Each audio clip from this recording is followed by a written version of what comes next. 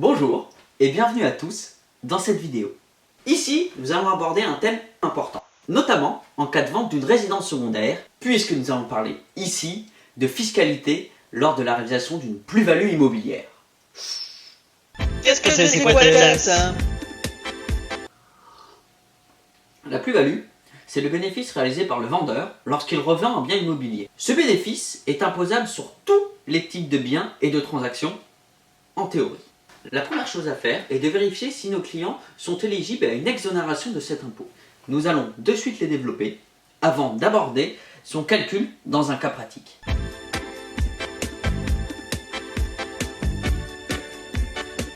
Tout d'abord, il existe des exonérations liées à la nature du bien. La résidence principale, un bien détenu depuis plus de 30 ans, la vente d'un bien dont le prix est inférieur à 15 000 €, comme un garage par exemple, la vente d'une dépendance immédiate et nécessaire si la transaction s'effectue le même jour que pour la vente du bien principal, la première vente d'un bien autre que sa résidence principale à la condition de ne pas avoir été propriétaire depuis 4 ans et de réinvestir cette somme dans les 24 mois. Poussez-vous tous là, qu'on me voit là, c'est pas possible! Ensuite, il y a des cas d'exonération liés à la personne. Bougez pas, attendez, bougez pas.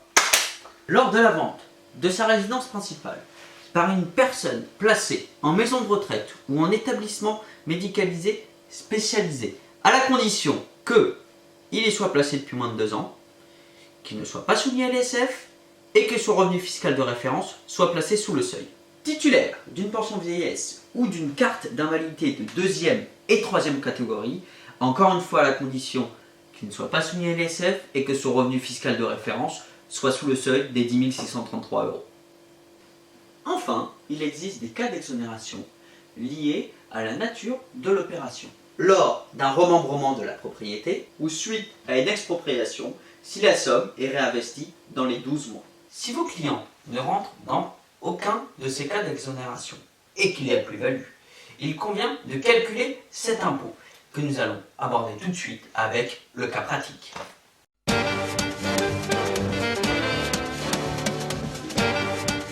Donc, on va se faire un peu de place. Prenons un cas concret.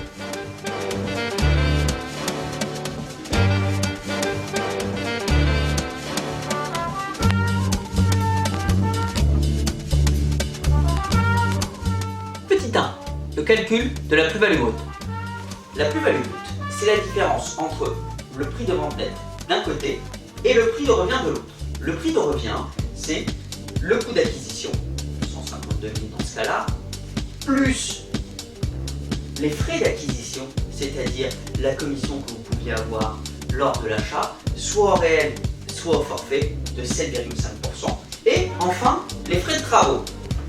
Les frais de travaux, vous pouvez pareil, soit les prendre au réel ou bien au forfait d'acquisition de 15%.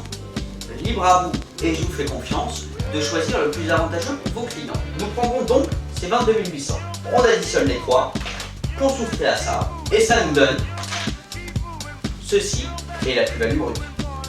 Petit 2, le calcul de l'impôt sur la plus-value au titre de l'imposition sur le revenu. Dans un premier temps, il y a un abattement à appliquer sur la plus-value brute selon le nombre d'années de détention, comme indiqué sur ce tableau. Monsieur et Madame Moulox détiennent le bien depuis 13 années révolues, ce qui leur fait un abattement sur cette plus-value brute de 48%, soit 11 800 à laquelle on lui retranche ces 48%, ce qui nous donne la somme de 6 136 €. À ces 6 136 €, il faut appliquer 19% au titre de l'impôt sur le revenu, donc 6 136 par 19%, c'est égal à 1165 d'impôt. Calcul de l'impôt sur la plus-value au titre des prélèvements sociaux. Encore une fois, nous prenons notre tableau, mais nous allons dans la seconde colonne, où nous voyons que Monsieur et Madame Moulox, pour 13 années de détention de leur appartement, voient un abattement de 13,2% à retrancher encore une fois aux 11 800, c'est-à-dire la plus-value brute, ce qui nous donne la somme de 10 243. À ces 10 243, encore une fois, nous appliquons un ratio 10 différent de celui de l'impôt sur le revenu, puisque celui-ci est de 15,5%.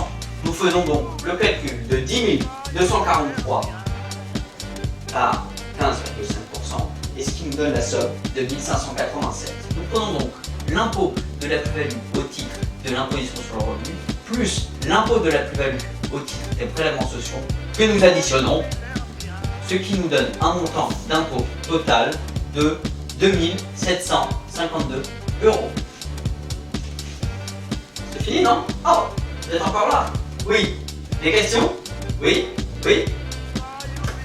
Je suis désolé, je ne suis qu'un support vidéographique.